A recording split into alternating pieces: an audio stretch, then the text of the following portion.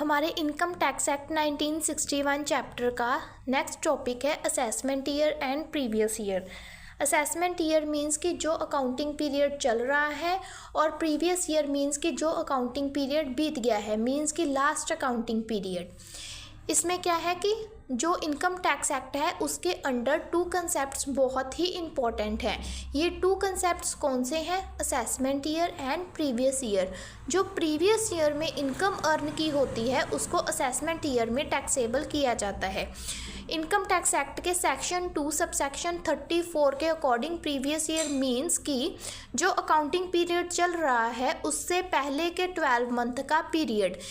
For example अब 2025 चल रहा है तो हमारा असेसमेंट ईयर होगा 1 अप्रैल 2025 से 31 मार्च 2026। अब इसके पहले के 12 मंथ का पीरियड मींस कि 1 अप्रैल 2024 से लेके 31 मार्च 2025 तक के पीरियड को कहा जाएगा प्रीवियस ईयर।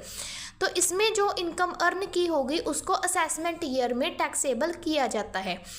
अकाउंटिंग पीरियड जो है वो 1 अप्रैल से शुरू होता है और नेक्स्ट ईयर के 31 मार्च को ख़त्म होता है। जो प्रीवियस ईयर है वो लेसर ड्यूरेशन का भी हो सकता है उस केस में जिसमें न्यू बिजनेस स्टार्ट करना हो। मींस कि अब कोई बिजनेस चल रहा है तो हमने अगर उसको क्लोज करना हो तो उस केस में जो हमारा प्रीवियस ईयर है वो लेसर ड्यूरेशन का हो सकता है। अब जो हमारा प्रीवियस ईयर है वो कौन सा है? 2024 से 25 तक का। नेक्स्ट है हमारे इनकम टैक्स एक्ट के सेक्शन 2 सबसेक्शन 9 के अकॉर्डिंग असेसमेंट ईयर मींस कि a period of 12 month immediately preceding after the previous year. जो हमारा प्रीवियस ईयर गया है उसके बाद के 12 मंथ का पीरियड मींस कि 1 अप्रैल 2025 से 31 मार्च 2026 के पीरियड को कहा जाएगा असेसमेंट ईयर।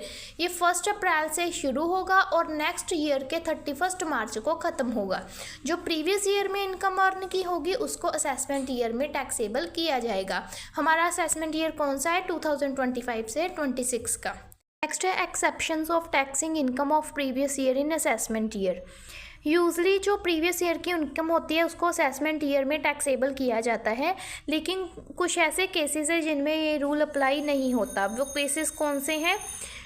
शिपिंग ओनर है नॉन रेजिडेंट लेकिन उसने इंडिया में ऐसा शिपिंग बिजनेस किया है जिससे उसको इनकम अर्न हो रही है।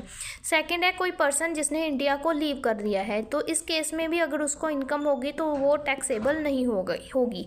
नेक्स्ट है limited period of article of person और बॉडी ऑफ इंडिविजुअल।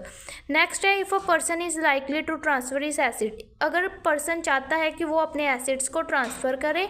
और लास्ट है कि in case of discontinued business, ये मीन्स कि पर्सन जो है वो अपने बिजनेस को आगे कंटिन्यू करना ही नहीं चाहता, तो इन केसेस में जो प्रीवियस ईयर की इनकम होगी उसको असेसमेंट ईयर में टैक्सेबल नहीं किया जाएगा। Thank you.